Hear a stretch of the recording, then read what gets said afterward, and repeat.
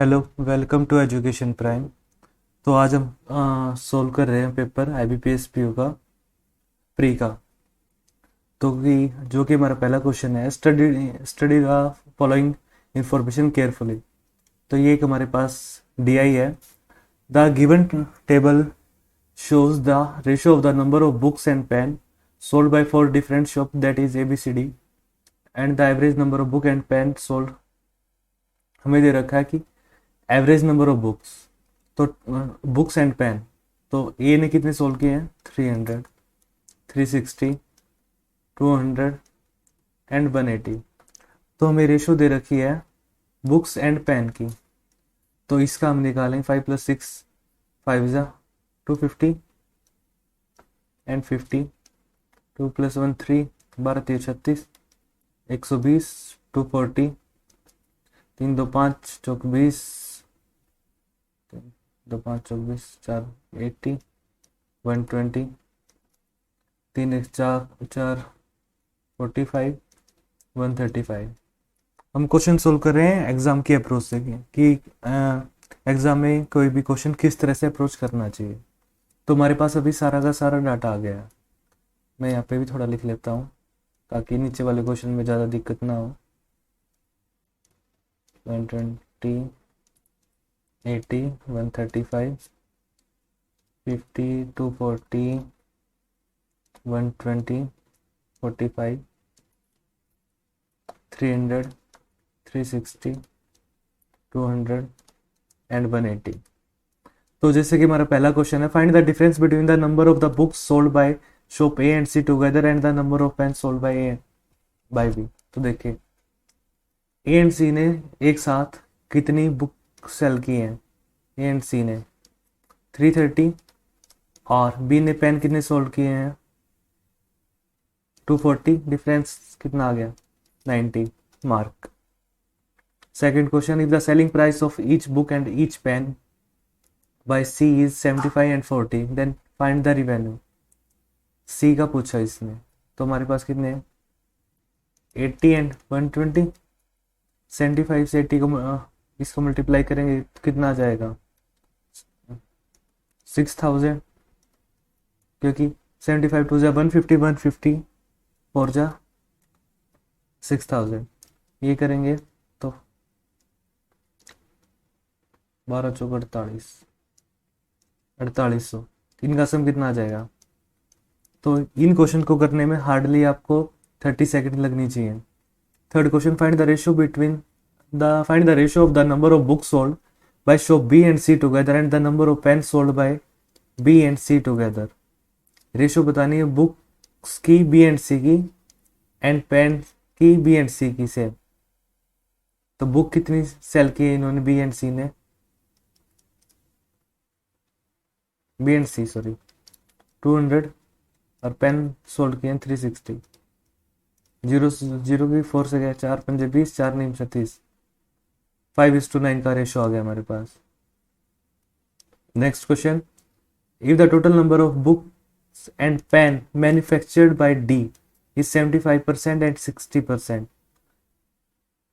Sorry, if the total number of books and pen manufactured by shop D 75% and 60% of them are sold, then find the number of book unsold की। जो हमें data दिया गया है ये sold का दिया गया है। ओके, तो इसने पूछा है कि अनसोल्ड का बताओ, बी एंड सी का टुगेदर। इसका बताना है हमें, तो डी का 75% एंड 60%।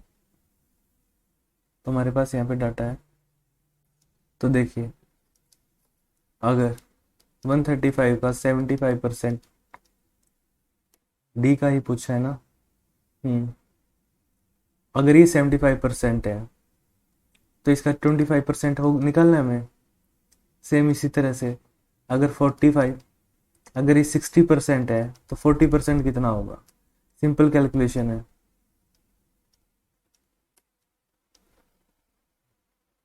12 3 5 15, 15 3 45, 15 चौके 60, 30। तो ये आंसर आ गया हमारा यहाँ पे 75। मेरे को कैलकुलेशन हिंदी में आसान लगती है तो मैं हिंदी में करता हूँ, but ever language suits you, you can do that. Find the average number of books sold by shop A B and C together. Simple हमें एडिशन करना है और डिवाइड बाय 3 करना है। तो इस टाइप का अगर कोई भी डी आ जाए, डी आई आ जाए, तो उसमें हमें कोशिश करनी है कि जो भी हमें डाटा दिया गया है अगर वो इजीली सोल्वेबल है तो एक बार कर लो उसको, ठीक है। अगर कुछ ज़्यादा कैलकुलेशन आ रही है तो उसको उस टाइम के लिए एक बार छोड़ दो। उसमें से आप कुछ सिलेक्टिव क्वेश्चंस कर सकते हो जो कि आपके लिए आपको आसान लगते हो। नेक्स्ट क्वेश्चन आ गया हमारा wrong number missing number series. और आपकी एग्जाम्स में इस बार हो सकता है कि मतलब ज़्यादातर शिफ्ट्स में मिसिंग नंबर आ जाए, जो कि सबको मैक्सिमम लोगों को थोड़ा सा डिफिकल्ट लगता है। उसके लिए आप क्या कर सकते हैं कि आप एक बारी में एक दिन में 100 क्वेश्चन प्रैक्टिस कर लीजिए, उसके बाद उसके सेक्शनल दीजिए, उसके बाद आप रूटीन में आ जाएंगे। तो जैसे कि हमारा इस टाइप के क्वेश्चन में डिफरेंस थोड़ा लग रहा है, तो एक बार हम डिफरेंस चेक करेंगे। यहाँ पे डिफरेंस कम हुआ है, कितना कम हुआ है, -9। यहाँ पे ऐड हुआ है, कितना ऐड हुआ है, 28 + 36 64 ऐड हुआ है। यहाँ पे फिर से नीचे जा रहा है, कितना नीचे गया है, 11 से 25। तो इसको देख कर आपको क्या लगता है, ये क्या है, -3 स्केयर, ये स्केयर भी है +8 स्केयर, और ये क्या, -5 स्केयर। लेकिन अगर एक रो अच्छे से बनानी है तो क्या ये 4 का क्यूब भी तो है, तो ये क्या आ गया, 3 4 5 बाई 6 का क्यूब हमें ऐड करना है, यानी कि 216 ऐड करना है हमें 111 में। तो सम आ गया हमारा 327। अगर इस क्वेश्चन में अगर आप फंस जाते हो इस टाइप के, तो आप बेटर है कि आप उसको उस टाइम के लिए स्किप कर दीजिए। तो फिर से डिफरेंस आ रहा है, मेरे को भी रॉन्ग नंबर सीरीज, हाँ रॉन्ग में मेरे को भी प्रॉब्लम होती थी, तो मैंने वही किया, मैंने एक बार एक दिन में 100 क्वेश्चन लगा लिए, उसके बाद मैं लगातार करता गया तो मेरे को ज़्यादा दिक्कत नहीं आई। फिर से छोटा छोटा डिफरेंस है, +8 सॉरी +6 +8 +11, तो डिफरेंस कितने का आ रहा है, 2 3। अब इस टाइप के क्वेश्चन में अगर आप बोलोगे 4, अगर इस पहली बात तो हो सकता है कि क्योंकि मेमोरी बेस्ड क्वेश्चन है तो इससे अलग कुछ पूछा गया हो, क्योंकि अगर नॉर्मल डिफरेंस इस तरह का आ रहा है ना, तो आपको एक बार ये भी सोचना चाहिए, ये भी प्राइम नंबर है, ये भी प्राइम नंबर है, यहाँ पे नेक्स्ट प्राइम नंबर का डिफरेंस आ सकता है। तो अगर आपके पास दो ऑप्शन, जैसे कि अगर इसमें 4 करें, अगर 4 को कंसिडर करें तो ये 15 होगा, 5 को कंसिडर करें तो डिफरेंस 16 होना चाहिए। तो 15 ऐड करने पर आ रहा है 54, 16 ऐड करने पर आ रहा है 55। तो always go with the prime number, क्योंकि एग्जामिनर ऐसा नहीं है कि वो 2 3 4 ऐसे सिंपल बिल्कुल सिंपल एडिशन वाले क्वेश्चन देगा। क्योंकि पहली बात तो इस टाइप का क्वेश्चन आता नहीं है कि जिसमें 2 आंसर आपके डायरेक्ट आपको मिल रहे हो। लेकिन अगर फिर भी आपका इस तरह से आ रहा है तो आप 55 के साथ जाइए, जिसमें प्राइम नंबर का डिफरेंस हम कंसिडर कर रहे हैं।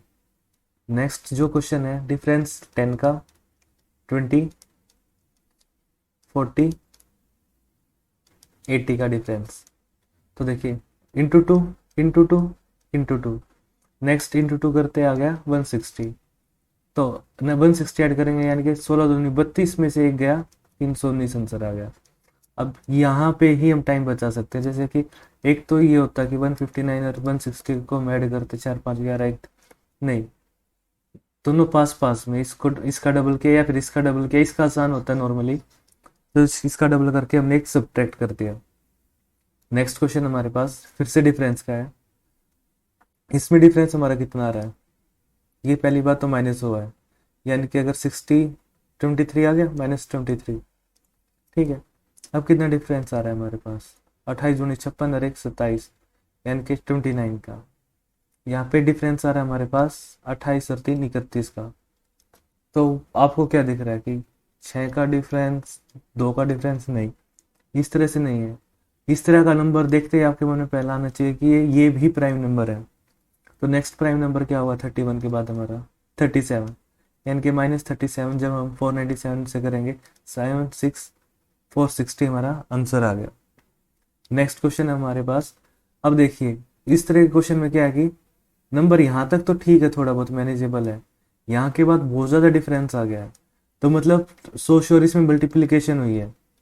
ठीक है, दूसरी बात, यहाँ पे ये इंटीजर्स थे, उसके बाद ये पॉइंट्स में आ रहा है, यानी कि पॉइंट्स में मल्टीप्लीकेशन हुई है। तो यहाँ पे 12 8 का कितना गुना है, 1.5 टाइम्स है।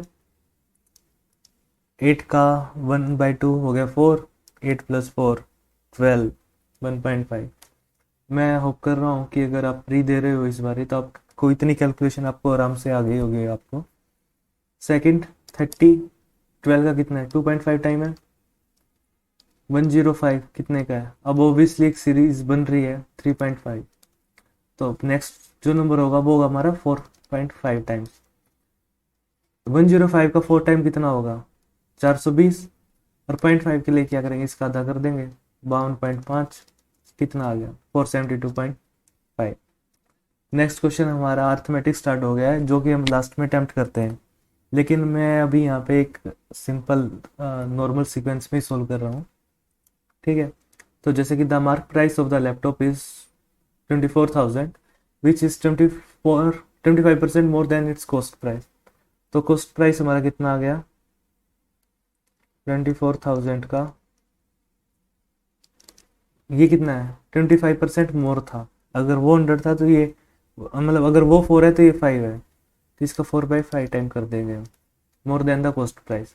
If the shopkeeper offer the two successive, okay successive discount का क्वेश्चन है, 10% and X% respectively on the mark price of the laptop, while he gets the profit of, profit वो किस पे गेट करेगा, कॉस्ट प्राइस पर gate करेगा। Cost price उसका ये था, ठीक है, तो उसका सेलिंग प्राइस क्या आ गया हमारे पास, 101.25 बाई 100, ये आ गया हमारा सेलिंग प्राइस।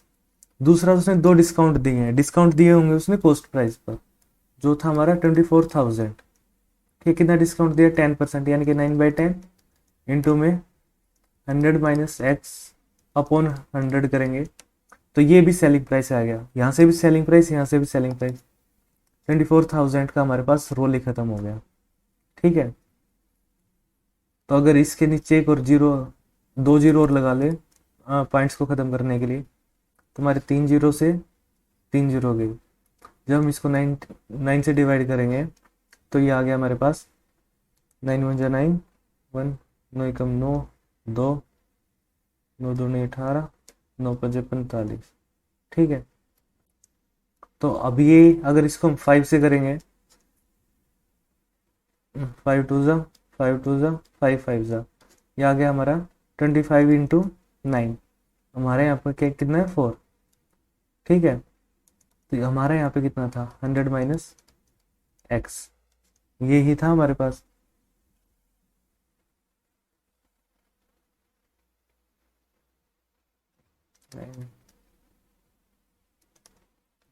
यहाँ पे एक जीरो और थी हमारे पास, ये जो जीरो बची थी, तो ये आ गया हमारा 90, 90 इक्वल टू 100 माइनस एक्स, तो एक्स की वैल्यू क्या आ गई हमारे पास 10। तो उसने 2 सक्सेसिव डिस्काउंट दिए 10% के। ठीक है, find the value of x 10। तो होपफुली अगर इस टाइप का क्वेश्चन आया आपका एग्जाम में, तो उसको सबसे लेट सोल्व करना है कि थोड़ा सा कैलकुलेशन, थोड़ा सा अगर आप लगातार इस टाइप के क्वेश्चन कर रहे हो तो कोई इश्यू नहीं है। अगर आपको थोड़ा सा दिक्कत आ रही है तो आप टाइम एंड वर्क पे जाइएगा सबसे पहले, उस टाइप के क्वेश्चन नॉर्मली सबसे ज़्यादा इजी होते हैं एग्जाम में। सेकंड क्वेश्चन आ गया हमारे पास, Ramesh invest ₹X in a simple interest की, तो सिंपल इंटरेस्ट कंपाउंड इंटरेस्ट का क्वेश्चन है। In simple okay, ₹X invest की उसने, ठीक है, 8% की इंटरेस्ट से 8 साल के लिए, और 8 साल के बाद क्या हो गया, उसकी अमाउंट होगी 2.2 टाइम्स, यानी कि इंटरेस्ट। अब देखिए सिंपल इंटरेस्ट का फॉर्मूला क्या होता है, principal into rate into time upon 100 is equal to interest. Interest कितना है हमारे पास, इतनी तो अमाउंट हो गई, यानी कि इंटरेस्ट आ गया है हमारे पास 1.2 ऑफ एक्स, एक्स से एक्स हमारा कैंसिल आउट, तो आर कितना आ गया हमारे पास 120/8, आर की वैल्यू आ गई हमारे पास 15। तो एक बार अब उसने हमसे आगे क्या पूछा हुआ है, आर की वैल्यू आ गई हमारे पास 15। तो उसने हमसे आगे पूछा हुआ है, Radhika invest rupees this for compound interest at this interest for this time, and उसके बाद उसको इतनी अमाउंट मिली है, वैल्यू ऑफ एक्स निकालनी है। कोई बात नहीं है। तो अगर वो इतना इन्वेस्ट कर रही है किस रेट से, तो कंपाउंड इंटरेस्ट का फॉर्मूला क्या होता है, पी इंटू 1+R/100 की पावर जो भी टाइम है इज इक्वल टू अमाउंट।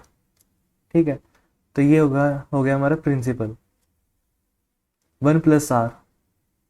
तो रेट उसका है कितना, R+5 यानी कि 15 + 5 इज इक्वल टू 20, यानी कि हमारे पास आ गया 1+20/100 5 यानी कि 6/5। तो इसको हम डायरेक्टली ऐसे लिखेंगे 6 × 6 अपॉन इज इक्वल टू हमारा कितना दे रखा है इसने 8640। ठीक है, तो अगर नीचे सारे आंसर हमारे इंटीजर्स में है तो फिर ये डायरेक्टली कैंसिल होगा। 36 2 जा 72, 14 34 दूनी 72 दूनी 144। ठीक है, तो एक बार मैं थोड़ा नीचे रब कर देता हूँ।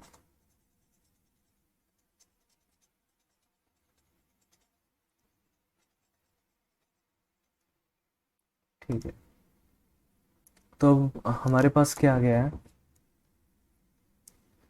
x + 24,000 is equal to 240 into 25। ये क्या है, 6 × 4 है, यानी कि कितना आ गया 25 चौका 100 इंटू ये, तो ये आ गया हमारे पास 6000। तो x की वैल्यू हमारे पास कितनी आ गई डायरेक्ट 3600। सिंपल क्वेश्चन, आपको समझाने में थोड़ा सा ज़्यादा लिखना पड़ रहा है, लेकिन एग्जाम में इतना भी लिखने की जरूरत नहीं है। Next question, the ratio of the ages of Ram to Anil.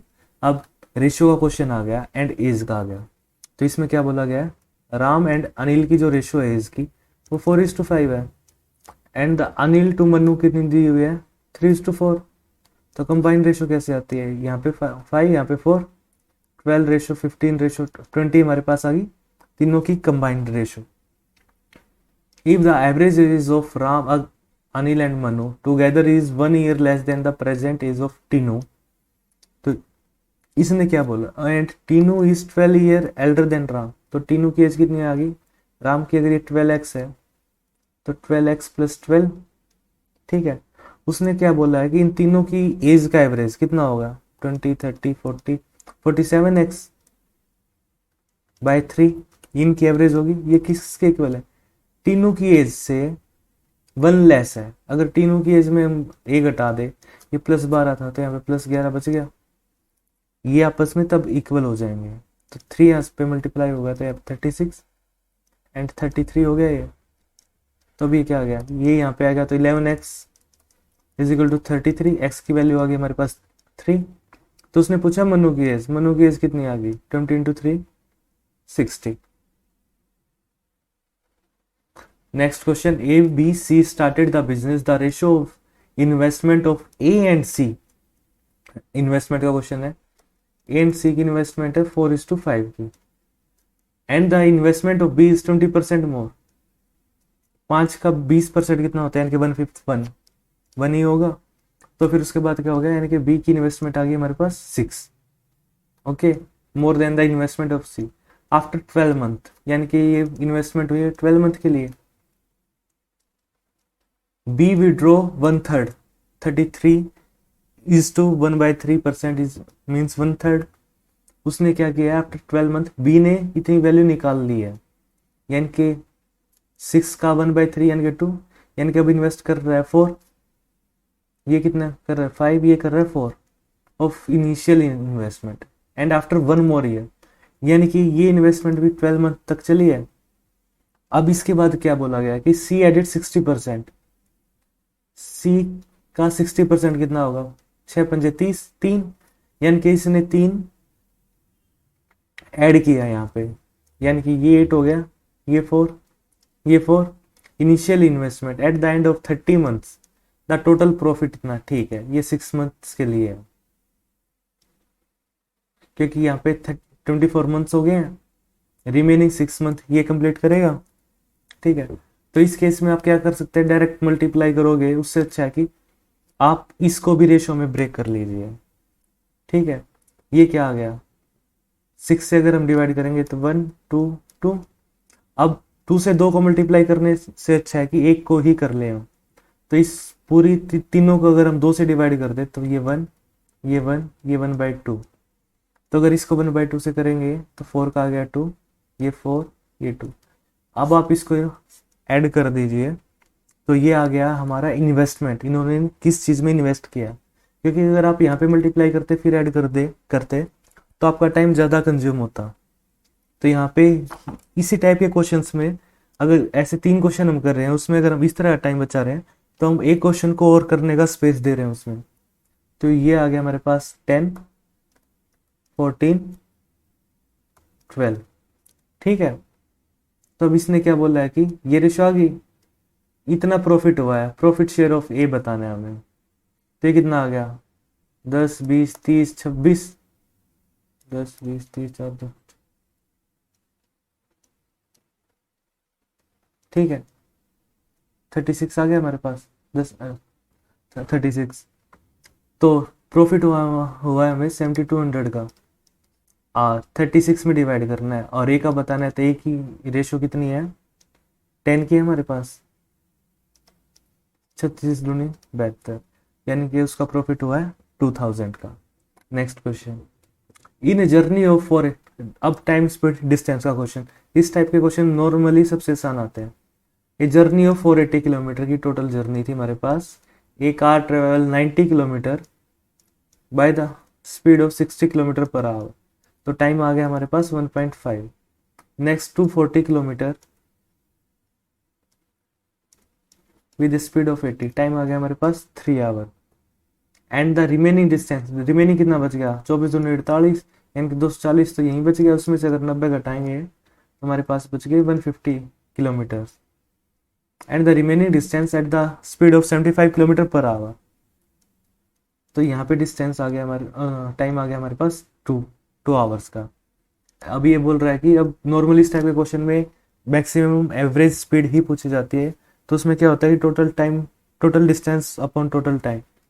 इसमें क्या पूछा गया हमसे, if a car start at 5:30 and in the morning and to K total halt of 30 minutes and then find the total time taken by the, okay इसमें total time पूछा गया है और किस टाइम वो वहाँ पे पहुँचेगी। तो टाइम हो गया है हमारे पास 3 4 5 6 6.5 घंटे, तो ये हो गए, प्लस 30 मिनट का ये रेस्ट है, तो टोटल 7 आवर्स हो गए। तो इसमें अगर 7 आवर ऐड करेंगे यानी कि वो 12:30 PM पर अपने डेस्टिनेशन पर पहुंचेगा। नेक्स्ट क्वेश्चन, अब क्वाड्रेटिक। अभी इस साल ज़्यादातर चांस क्या है कि हमारे Q1 Q2 आएंगे, क्योंकि लास्ट ईयर इंट्रोड्यूस हो गए थे। तो इस बार ही हाई, बहुत ज़्यादा हाई चांसेस हैं कि इस बार Q1 Q2 आएंगे। लेकिन जैसे इसमें है तो कुछ सेट्स में ये भी आएगा क्वाड्रेटिक भी, तो भी हम सोल्व करते हैं। तो इसके रूट्स क्या होंगे, साइन निकाल लेते हैं पहले, माइनस माइनस कोई इशू नहीं है। ठीक है, 6 पंजे 30, 6 एंड 5, इसके रूट दोनों प्लस है तो ये दोनों माइनस होंगे, 9 7। ठीक है, तो ऑब्वियसली यहाँ पे हमारे पास x is greater then y आ गया, क्योंकि दोनों माइनस के हैं। ठीक है, नेक्स्ट क्वेश्चन जो हमारे पास है, इसमें साइंस क्या होंगे, सबसे पहले वही निकालते हैं, प्लस माइनस, इसमें साइन होंगे हमारे पास प्लस एंड प्लस का। तो इसमें क्या आएगा, 8 या 24। तो रूट्स हम किस तरह, हालांकि 12 इंटू 2 भी होता है, 8 इंटू 3 भी होता है, 24 इंटू 1 भी होता है। जो ये साइन है वो बताएगा हमें प्लस करना है या माइनस करना है मल्टीप्लीकेशन का, जिससे ये नंबर आ जाए। तो यहाँ पे माइनस का सिंबल है तो माइनस करेंगे, माइनस करने से तो इसी में आएगा, बड़े वाला आगे छोटे वाला पीछे। उसके बाद सेकेंड इक्वेशन क्या कहती है हमारी, प्लस है यहाँ पे तो प्लस होगा, तो 8 नहीं 72, ये यहाँ पे ये यहाँ पे, तो यहाँ पे क्या हो गया, ये तो दोनों से छोटा है, ये इसके बराबर है और इससे छोटा है, then x is less than equal to y। Second next question क्या कह रहा है हमें, दोनों में रूट्स प्लस होंगे तो कोई बात ही नहीं है, 14 दूनी, अब दोनों प्लस का सिंबल है तो प्लस ही होगा, 14 दूनी 28 यानी कि 7 चौक 28। लेकिन यहाँ पे आगे 2 है, इस बात का ध्यान रखना है एग्जाम में, हम कई बार पैनिक में भूल जाते हैं। तो रूट आ जाएंगे हमारे पास 3.5 एंड 2। सेकंड क्या कह रहा है, प्लस होना है तो 4×3 = 12, 4 एंड 3। अब देखिए जो ये रूट है ना, ये इससे तो छोटा है, इससे बड़ा है, तो आंसर आ जाएगा हमारा रिलेशन कांट बी डिटरमाइंड। हमें सेकंड रूट फिर देखने की जरूरत ही नहीं है। Next question, minus minus plus plus. तो ऑब्वियसली अगर ये दोनों रूट माइनस के, ये दोनों रूट प्लस के हैं, तो फिर y is greater than equal to x, greater than x, not equal to. Next question क्या है हमारे पास, माइनस प्लस प्लस प्लस, ठीक है। तो इसमें रूट क्या आएंगे, माइनस का सिंबल है तो माइनस होगा 7×2 एंड ये क्या है 42 × 2 42 84, 7 6 42 2, लेकिन रूट होने हमारे ऐड, तो 6×2 12 और प्लस 7 19, हाँ तो रूट आएंगे हमारे पास 12 एंड 7, ठीक है।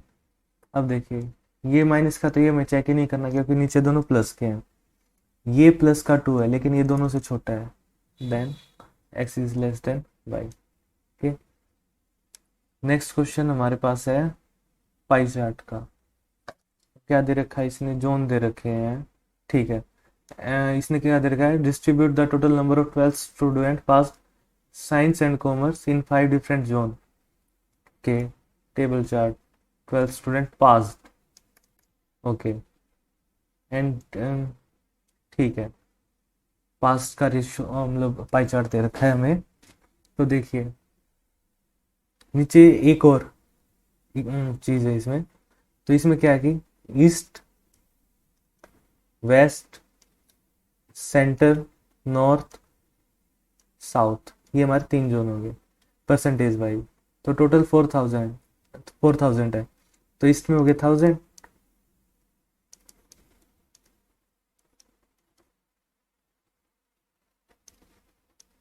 वेस्ट में हो गए हमारे पास 15% है, 15 4 जा 600, 3 है 4×3 = 1200, 10% 400 और 20% 800। आगे में क्या दे रखा है, साइंस वाले दे रखे हैं, तो कॉमर्स एंड साइंस का दे रखा था, तो कॉमर्स के कितने आ गए, जैसे कि यहाँ पे लिख लेते हैं 1000 600 1200 400 800। एग्जाम में आपको मेरे पास ये प्रिविलेज नहीं होगी कि आप उसके साथ ही लिख लें, तो आप नीचे लिख सकते हैं इसको। तो कॉमर्स के कितने बच गए 300, एक लाइन और ड्रॉ कर लेते हैं 120, ये कितना बचेगा 320, ये कितना बचेगा 220, ठीक है ये कितना बचेगा 600 240, ठीक है। हमारे पास ये स्टूडेंट आ गए। अब पहला क्वेश्चन क्या कहता है, the number of 12th student passed from science department in central and south, central and south में जो साइंस वाले हैं, 12th passed from science department in central and south together is what percentage more and less than 12 student passed in इस zone में कितने पास हुए 1000, और science में ये जितने पास होंगे कितना आ गया, साइंस में ये आ गया 0 4, 1000 से कितने ज्यादा है 440/1000, कितना रेशो आ गया डायरेक्टली 44% मोर है। नेक्स्ट क्वेश्चन क्या कहता है, out of the total number of 12 student passed from commerce department in west south zone 5/6 of the student are girls and the remaining are the boys, then find the number of the 12th boys passed from the commerce in west and south zone। अब directly girls they रखी हैं 5/6, तो boys आ गए 1/6, तो directly हम उनको add करेंगे और उसका 1/6 कर देंगे। किस किस का करना है हमें, वेस्ट एंड साउथ जोन। हमारे पास वेस्ट में कितने हैं, और ये शायद कॉमर्स डिपार्टमेंट की बात हो रही है, गर्ल्स इन द, हाँ कॉमर्स डिपार्टमेंट, तो कॉमर्स 120, 240 कितना आ गया हमारे पास 360, 360 का 1/6 करेंगे तो हमारे पास कितना आ जाएगा 60। ये आ गया हमारा आंसर। तो इस टाइप के क्वेश्चंस डायरेक्टली कैलकुलेशन से हो जाएंगे क्योंकि हमारे पास सारा डाटा आ गया है। ठीक है, इसके बाद हम क्वेश्चन देख लेते हैं। The number of 12 pass in the science not in simple multiplication, simple add and ratio. ठीक है, B is 33%, 33 is to 1/3, okay, 1/3% less efficient than A। A and B efficiency का क्वेश्चन है। अगर A कोई काम मतलब A 3 यूनिट काम कर रहा है तो B उससे 1/3 कम एफिशिएंट है, यानी कि वो 2 यूनिट कर रहा होगा। And B is half efficient then C, यानी कि C B से डबल एफिशिएंट है तो वो 4 यूनिट काम कर रहा होगा। A and B together complete the work in 12 days. A and B कितना काम करते हैं एक दिन में 3 + 2 5, यानी कि टोटल वर्क है हमारा 60 यूनिट्स। ओके, अब क्या दे रखा है, ये हो गया हमारा डाटा। ठीक है, उसके बाद अभी स्टार्ट हुआ कि वो क्या पूछना चाहता है। If A and B together started the work after X days, C joined them and the remaining work was completed in 5 days। अब देखो A and B ने कुछ दिन तो काम किया, उसके बाद C ने भी ज्वाइन कर लिया और 5 दिन, अगले 5 दिन में काम खत्म हो गया। यानी कि A B C ने कुल साथ में तीनों ने मिलकर 5 दिन तो काम किया है। यानी कि ये तीनों साथ में कितना काम करते हैं, 4 3 7 2 9 9 unit.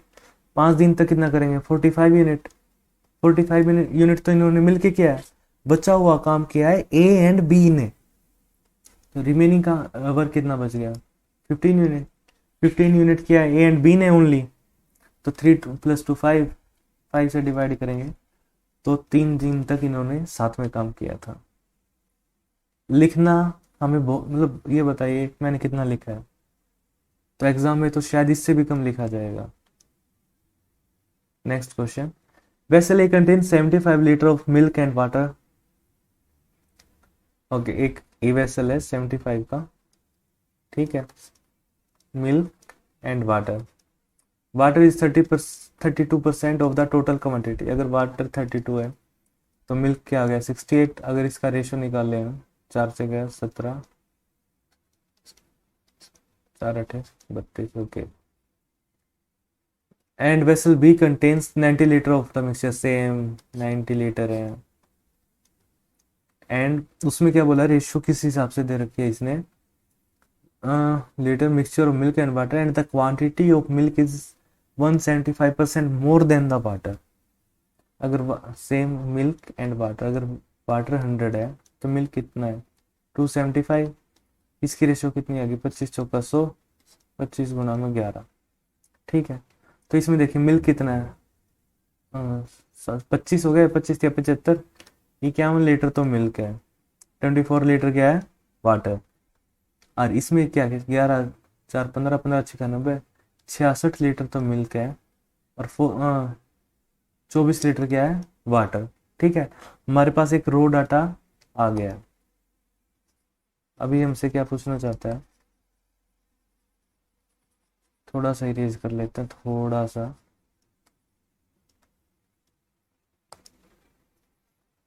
vessel A and B vessel A and B mixture are mixed together। A and B को हमने साथ में मिला लिया and then added x litre of water, पानी मिला दिया।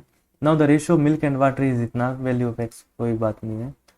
अब देखिए मिल्क टोटल कितना हो गया हमारे पास 6 7 6 और 5 11 117। वाटर कितना हो गया 48।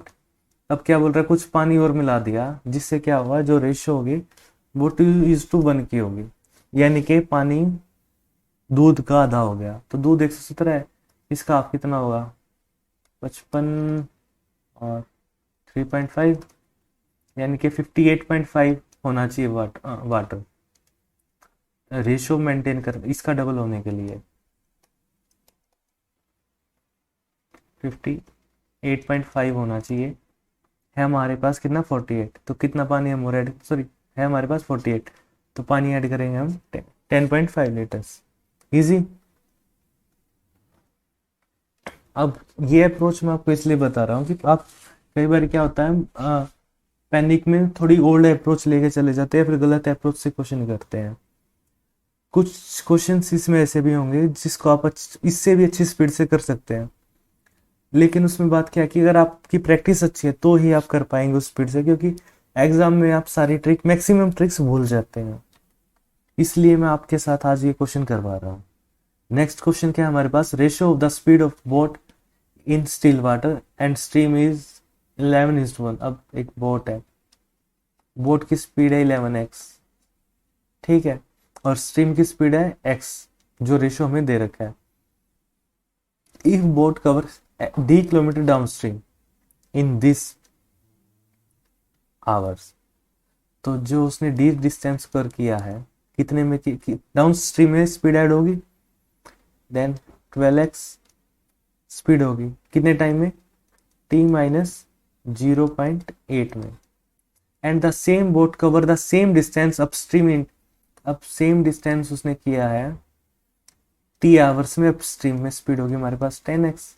तो ये दोनों इक्वल हो गए, x से x गया हमारा 12t 10t, तो बचा हमारा 2t, ये साइड माइनस का उस साइड जाके आ गया प्लस का 9.6, तो x की वैल्यू क्या आ गई हमारे पास 4.8, ठीक है। अभी हमसे क्या पूछ रहा है, and the time taken by the boat to cover in still water में 15 आवर में जाती है, तो बोट की स्पीड आ गई हमारे पास, कितनी आ गई 15 ठीक है, 33 हमारे पास ये आ गई, यानी कि स्ट्रीम की स्पीड आ गई हमारे पास 3। अब पूछा क्या, पहले वो देख लें, then find the distance, D ही बताना है हमें, तो कोई इशू नहीं है। अगर यहाँ पे क्या है, डी इतना ही तो है, 10xt है, x की वैल्यू क्या है 4.8, t की वैल्यू और x की वैल्यू हमारे पास क्या आ गई 3, ठीक है, 48 3 जा, नोट बिग डील, 144 आ गया हमारे पास answer. Next question, the area of rectangle is, rectangle का एरिया क्या होता है, length into breadth 432, and the one of the diagonal, एक रोम्बस है उसका डायगोनल, दो डायगोनल होते हैं अलग अलग लेंथ के रोम्बस के। ये इस टाइप का क्वेश्चन, अगर आपको एडवांस मैथ मतलब इस टाइप का फॉर्मूला आता है तो ही आप कर सकते हैं, क्योंकि रोम्बस का मतलब बहुत मेरा ये मानना है कि जो जिन्होंने सिर्फ बैंकिंग की तैयारी की है शायद उनको थोड़ा कम पता हो रोम्बस के बारे में, उसके एरिया उसके डायगोनल्स इसके बारे में। तो ये डायरेक्टली फॉर्मूला बेस्ड क्वेश्चन होने वाला है। तो ये बोल रहा है कि डायगोनल उसका 4 ज्यादा है, 4 centimetre more than the length of the इससे 4 ज्यादा है, ठीक है। The breadth of the rectangle is 18, अगर ब्रेथ 18 है तो लेंथ कितनी आ गई, डायरेक्ट 18 से अगर हम डिवाइड करेंगे 18 दूनी 36, कितना बचेगा 7, 18 चौक 72, लेंथ आ गई हमारे पास 24। अब D1 कितना था 4 सेंटीमीटर, उसकी लेंथ से ज्यादा था, तो ये क्या आ गया हमारे पास 28। उसके बाद क्या कह रहा है, with the perimeter of the square, अब स्केयर भी घुसेड़ दिया इसमें, अब स्केयर का पेरीमीटर क्या होता है 4 है, वो है 18, तो उसकी स्केयर की साइड आ गई हमारे पास 20। अभी हमें बोल रहा है कि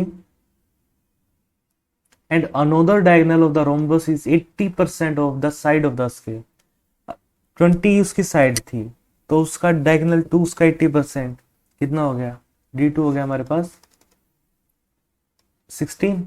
अब बोल रहा है कि area of the rhombus, area of the rhombus होता है half into D1 into D2, तो क्या आ गया हमारे पास, इसको ये कितना आ गया 14, अगर इसको हम आपस में मल्टीप्लाई करेंगे 196 प्लस में 28, 6 6 12 13 14 224, हमारा आंसर आ चुका है।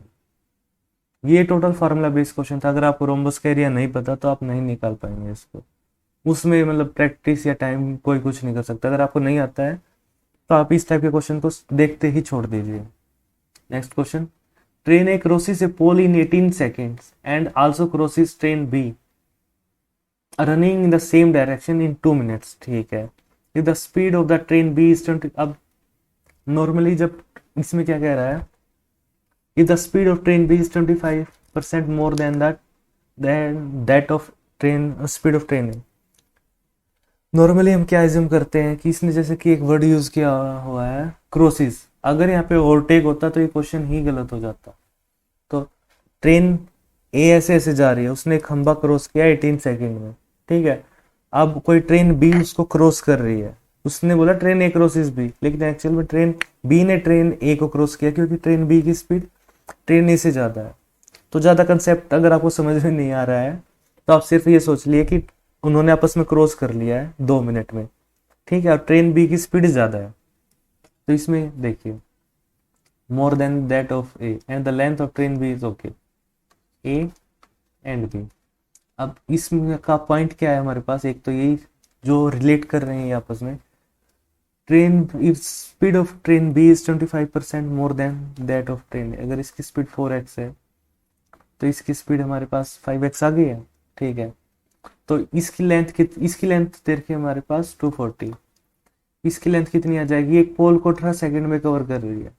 तो ये पोल है, उसने कवर तो अपने आप के डिस्टेंस को ही किया है, जितना कैसे क्रॉस करेगी, जब इंजन से स्टार्ट हुआ और उसका टेल उसको क्रॉस कर गया, तो वो टाइम उसने लिया है पोल को कवर करने का 18 सेकेंड। तो ऑटोमेटिकली उसने अपनी ही जो उसका डिस्टेंस है वो ही कवर किया है। तो उसका ट्रेन की लेंथ क्या आ गई हमारे पास, स्पीड इनटू टाइम 18 सेकेंड, इसकी लेंथ आ गई हमारे पास 72x। अब एक क्लू और दे रखा है, ये आपस में क्रॉस करती है 2 मिनट में, एंड इसमें एक चीज और दे रखी है, and running in the same direction, in the same, अगर सेम डायरेक्शन में जा रही हैं, ऐसे जा रही हैं, तो ये कुछ स्पीड से चल रही है, ये कुछ स्पीड से चल रही है, तो इनकी स्पीड आपस में माइनस हो जाएंगे। अगर ये पॉजिटिव डायरेक्शन में आती तो जल्दी क्रॉस करती, ठीक है। तो यहाँ पे स्पीड इनके आपस में माइनस होगी, तो इनका टोटल डिस्टेंस ये कितना कवर करेंगे 240। में थोड़ा ज़्यादा कंसेप्ट में चला गया, मैं भूल गया कि आप फ्री दे रहे हो तो आपको ये आता होगा इस टाइप के कंसेप्ट।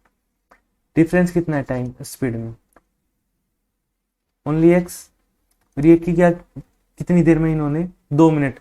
लेकिन ये याद रखना हमेशा, जैसे कि हमने यहाँ पे टाइम 18 सेकंड में लिया है, ठीक है, तो यहाँ पे भी टाइम हम 18 सेकंड्स में ही लेंगे, यानी कि 120 सेकंड। एक्स यहाँ पे आया, ठीक है, अभी यहाँ पे जाएगा तो 28 और 20 48, एक्स इज इक्वल टू 240, तो एक्स कितना आ गया 24 दूनी 48, एक्स की वैल्यू आ गई हमारे पास यहाँ पे 5 की।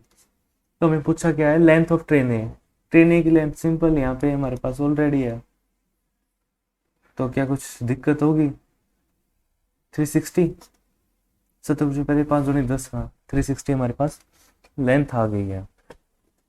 तो नेक्स्ट क्वेश्चन, पीओ में पक्का आएगा, केसलेट पक्का ही आएगा, या मान के चलिए, ठीक है। एक बार थोड़ा सा रब कर दिया मैंने,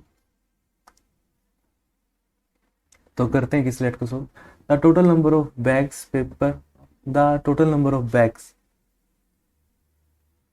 बैग में क्या है, paper and fabric in 3 different shop A B C is okay. तो कुल मिला के क्या दे रखा है इसने, ए बी सी, 3 तरह की शॉप है हमारे पास, ठीक है, ठीक है। उसमें 2 तरह की चीजें हैं, पेपर भी और फैब्रिक भी। ये तो आ गया हमारा पेपर, ये आ गया हमारा फैब्रिक, और उसने क्या बोला इन सब का सम कितना हमारे पास 1080। थोड़ा सा स्पेस हमारे पास यहाँ पे कम है, उसके लिए सॉरी, लेकिन मैनेज करेंगे। अच्छा उसने हिंट क्या दिया है, ठीक है, and the total number of bags in A is 25% more than that of B, and the ratio of number of paper of fabric bags of A is A की ratio they the, the number of paper bags of B is 30 less than the fabric of B, okay, then C is 25% more than that B, okay। अब इसने हमें क्या दे रखा है, अगर हम यहाँ पे टोटल बैग लिखें, बैग्स यानी कि इन दोनों का सम, अब पहला क्लू है हमारे पास total number of bag in A is 25% more than, अगर इसका रेशियो क्या आ गया हमारे पास 4x 5x, कोई इशू नहीं है डायरेक्ट। अब नीचे हमारे पास दे रखा है कि the total number of bags is in of C is 25% less than of B. ठीक है, यानी कि इसका 25% कितना हुआ, 4 का 1, यानी कि सी के पास बैग है 3x। यहां से हमारे पास क्या आ गया, इन तीनों का सम कितना दे रखा है, 1080, 5 4 9 तक 12, 12 निमा 108, यानी कि टोटल बैग्स ए के पास कितने हैं 450, इसके पास कितने हैं 360, इसके पास कितने हैं 270। तो देखिए अगर आप स्टार्टिंग से ही क्लू सोल्व करने लग जाते तो आपका टाइम लगता। ठीक है, यहाँ पे हम क्या कर रहे हैं कि हमने एक डाटा निकाल लिया कि ए के पास कितने बैग है, बी के पास कितने, सी के पास कितने, उससे हमें थोड़ा इजी रहेगा। अब क्या दे रखा है, and the ratio of number of paper and fabric bag of A is 4:5। अब देखिए 5 4 9 9 पंजे, टोटल बैग कितने हैं इसके पास 450 है, तो यानी कि पेपर बैग कितने हैं 200, ये आ गया 250। उसके बाद क्या दे रखा है, the number of paper bag of B is 30 less than the number of fabric bag. अब देखिए 360 टोटल बैग है और डिफरेंस कितना 30 का, यानी कि 330। अगर डिफरेंस, अगर वो फैब्रिक बैग हम कम कर देते तो दोनों बराबर होते, बराबर कितने होते, दोनों का सम आता 330, तो हाफ हाफ होते, यानी कि इसका मतलब क्या आ गया, इसका मतलब आ गया हमारे पास 165 ये है, लेकिन एक्चुअल में 30 लेस थे, यानी कि फैब्रिक बैग 30 ज़्यादा है, ये आ गया हमारे पास 195। उसके बाद हमें दे रखा है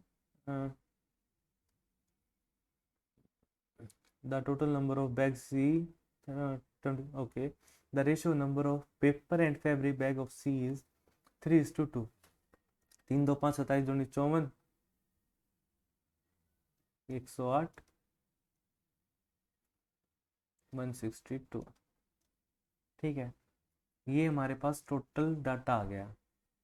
अब क्या इस डाटा को सोल्व करने के बाद एग्जामिनर कोई भी ऐसा क्वेश्चन पूछ सकता है जो आपको एग्जाम में नहीं आता हो। सिंपल रेशियो एडिशन सब्ट्रैक्शन होगी। केस सिलेक्ट में हमें सबसे ज़्यादा डर लगता है कि उसका डाटा हम क्रिएट कैसे करेंगे।